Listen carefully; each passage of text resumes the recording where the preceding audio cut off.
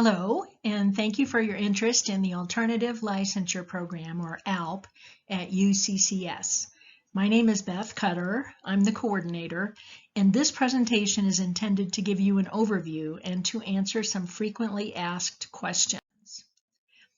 To explain what is meant by alternative licensure, we're a designated agency approved by the Colorado State Board of Education to provide a program for candidates seeking their initial teacher license in one of the areas you see here. Alternative licensure does not include student teaching. A majority of the practical experience comes on the job.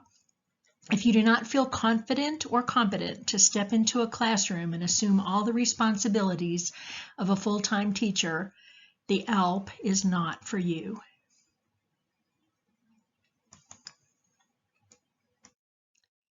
There are more than 25 designated agencies for alternative licensure in Colorado, and the URL for CDE's searchable database of who they are and what they offer appears at the bottom of this slide. If you're looking into becoming licensed in a different area, you will want to search this database and find another agency that can help you. Make sure to set the type field to alternative. People choose UCCS first and foremost because of our excellent reputation. The National Association for Alternative Certification's Outstanding New Teacher for 2018 was from the ALP, and our candidates routinely receive strong ratings from their employers. However, people also choose it for reasons of personal convenience. It is possible to take almost all the courses online if you wish, and because our program leads to a Master of Arts in Curriculum and Instruction. More about that in a moment. When I say that it's possible to take almost all the courses online, it's also possible to take almost half of them on campus if you prefer. Sometimes people who are just returning to higher ed after several years off actually prefer to see their professors in person and interact with their classmates in real time. The first 4 courses in our program are offered in varying formats in alternating semesters. What I mean by that is that if a course is offered online in the fall, it's usually offered on campus in the spring or vice versa. Not only does this give most candidates some flexibility, but it also serves the needs of our military veterans who can take better advantage of the GI Bill if they can attend some courses on campus. And once you actually obtain a teaching position and start working full-time at a school, you'll appreciate that you can squeeze in your coursework whenever you have a minute. We have found that online courses help to minimize schedule conflicts with parent-teacher conferences, staff meetings, coachings or club sponsorships, childcare, etc. In other words, real life. One advantage to the fact that our program leads to a master's degree is that it gives you a fairly straight shot at increased earnings. Most employer districts incentivize ongoing education by offering automatic salary increases when their teachers obtain an advanced degree. The last 2 courses that you'll need for your MA, Introduction to Research and Statistics, and then Research Project, will give you the background and skills not only to recognize quality educational research, but also to identify and pursue your own research interests relatively early in your career. As you will see on the upcoming slides, the licensure portion of our program consists of 10 graduate level courses. The first 6 of those we call the Foundations of Licensure. We are officially a 2-year alternative licensure program. That 2-year clock does not begin to tick until you start a full-time teaching position. When you do start that teaching position, there are 4 courses that you must take concurrently, 2 each semester, because being enrolled in 225 clock hours of educator prep instruction concurrent with that first year is written into state regulations. But you can complete the first 6 ahead of time. So when people ask, how long does the program take? The answer is, it depends. Here you see what we call the ideal scenario, which is 5 consecutive semesters starting in a fall semester at the rate of 2 courses per semester. We think that 2 courses per semester allows you to pay maximum attention and derive maximum benefit from your coursework. By the way, 2 courses per semester is considered full-time for graduate school. The courses you see in green are the Foundations of Licensure courses. Curriculum 5014 and 5016 are also Foundations of Licensure courses, but they are only offered in the summer semester, so you have to take them then. Ideally, you obtain a job after taking 6 courses. During your ALP year, your first year as a teacher, you take 2 courses in the fall and 2 courses in the spring. And that completes the licensure portion of the program. After that, you have just 2 more courses, indicated here in black, and you have a master's degree in curriculum and instruction. All told, that would take 7 semesters, or a little over 2 years. However, we know that not everyone fits into that ideal scenario. Here you see one variation of the licensure program condensed into 4 semesters. We actually have had people find a job and then enter the licensure program, typically in the summer immediately prior to teaching, which means doubling up on coursework in order to complete the program within their first year in the classroom. We don't recommend this route, as the first year of teaching is time-consuming enough as it is, but people do it. You'll note that on completion of the 10 licensure courses, it will still take another 2 semesters in order to complete the MA. And that's because LEAD 5700 is a prerequisite for Curriculum 5090. Curriculum 5090, the research project, is the capstone. Here's one more variation on the condensed scenario, and that's when a candidate gets a job, but for some reason is not able to get any Foundations of Licensure courses in prior to teaching. If you wish to obtain your initial teacher license before you enter the classroom for a second year, you have to squeeze the last 4 courses in during the summer after your first year of teaching. We call this the insane route for a number of reasons.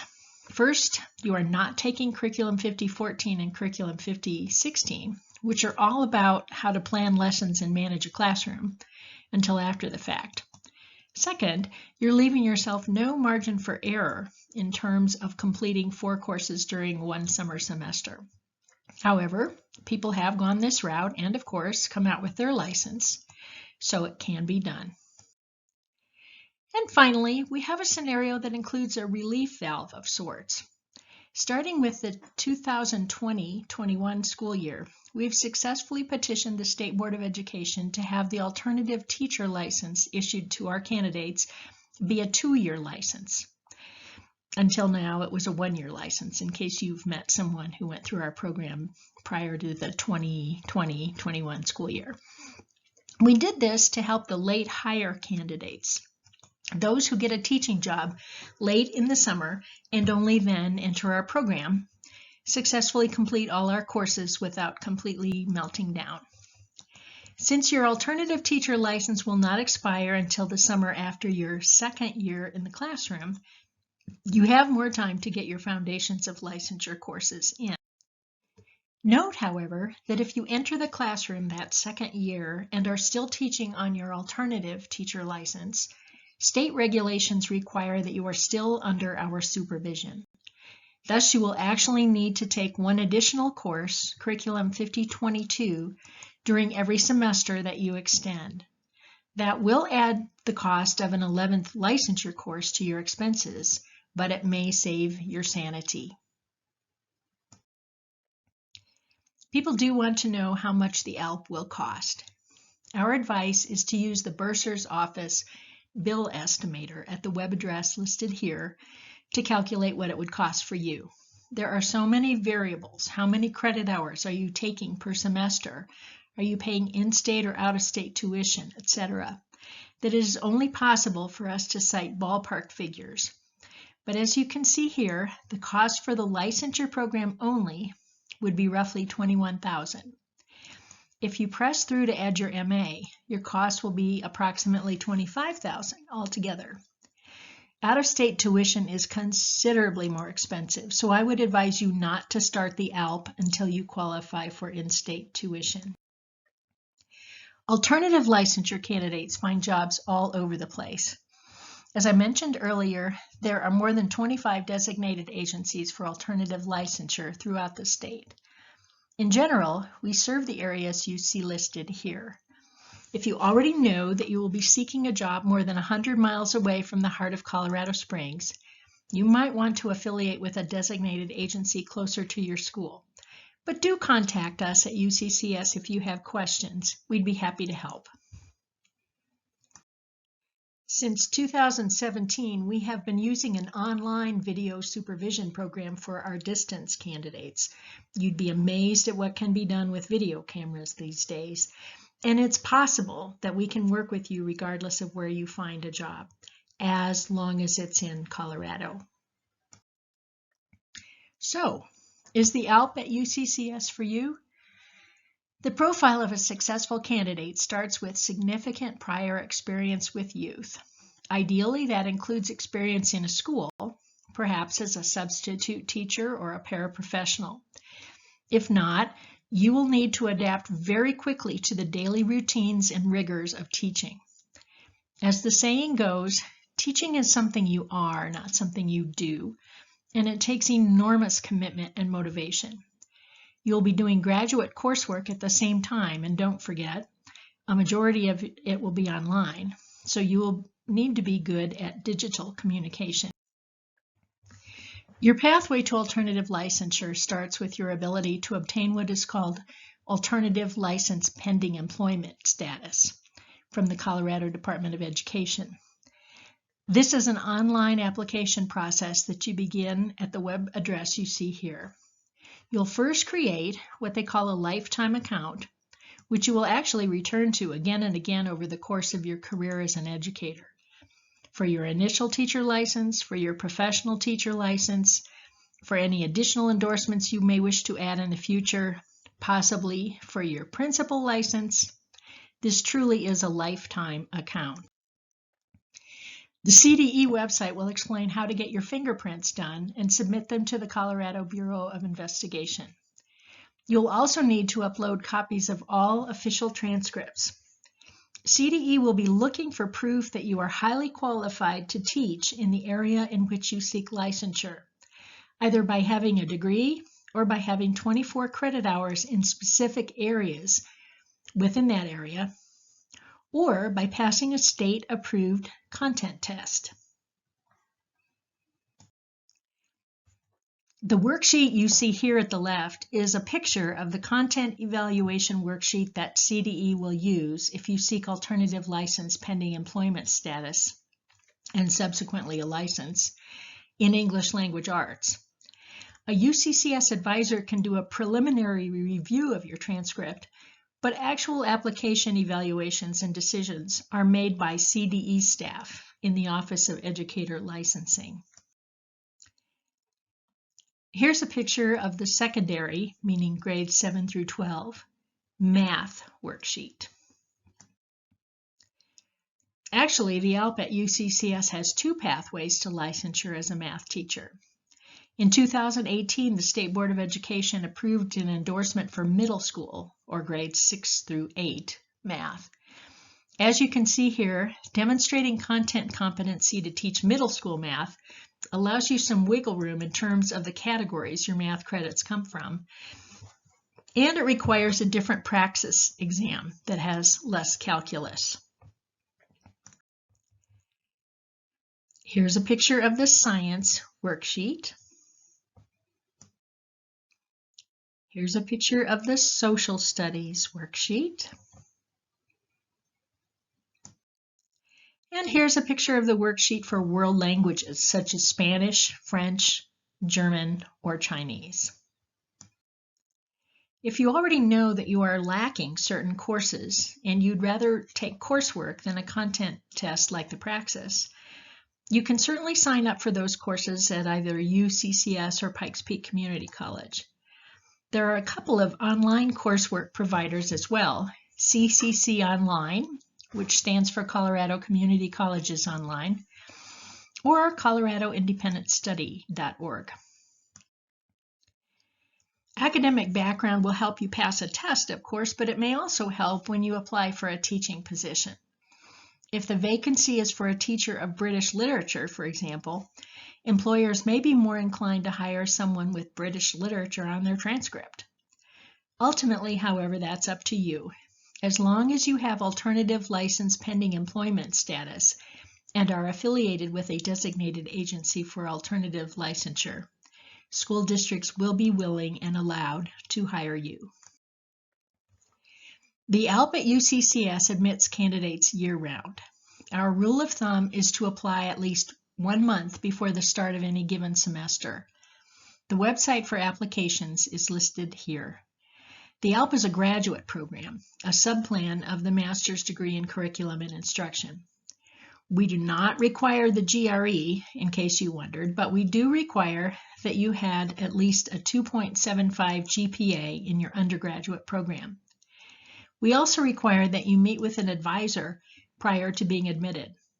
If you live out of state or out of town, that can be by phone.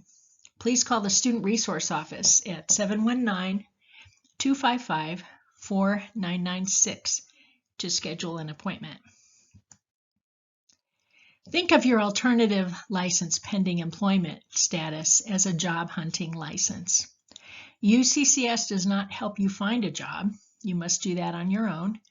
Although we do send out a monthly newsletter to candidates who have been admitted to our program with tips for interviewing, notices of job fairs, and so forth. Cast a wide net in your job hunt. As you might imagine, school districts with a deep pool of applicants may not want to hire alternative licensure candidates. However, our ALP candidates do find it reasonably easy to find positions in smaller districts, rural areas, charter schools, and schools serving at-risk populations. One piece of advice, while you are online with CDE, apply for your substitute teacher authorization, which you can get with any college degree. Register with a variety of school districts and start to sub there. Not only will that help you get your name out there, but it will also help you decide where you might like to work. Colorado has 178 different school districts, and they each have their own human resources departments. Learn how to find the jobs or careers or employment web pages of any districts where you might like to work. Bookmark those sites and return to them regularly to check for new postings. In order to work for the ALP, any job that you find must be at least 51% in the area of your license. For example, if you have your alternative license pending employment status in English language arts, and you see a job that is 60% English language arts and 40% theater, which is actually a separate endorsement, you could go for it. If the job were 60% theater, however, and only 40% English language arts, you could not. You'll be competing with experienced teachers and also with graduates of teacher prep programs. So plan to be a competitive applicant. Develop an attractive, error-free resume that highlights any experience or training that you already have related to education. Develop the template for a cover letter and then customize it for each school where you apply. Google teacher interview questions and think through how you would answer them. Find someone who will practice interviewing with you. Attend teacher job fairs. In the meantime, call our Student Resource Office to schedule an advising appointment. Apply to UCCS and enroll in the Foundations of Licensure coursework that you can take prior to teaching. Keep in touch with the SRO and with your advisor to make sure that you're meeting all of CDE's requirements and deadlines. Here's the phone number for the Student Resource Office, 719-255-4996. Best wishes as you make plans for your future, and we hope to meet you soon.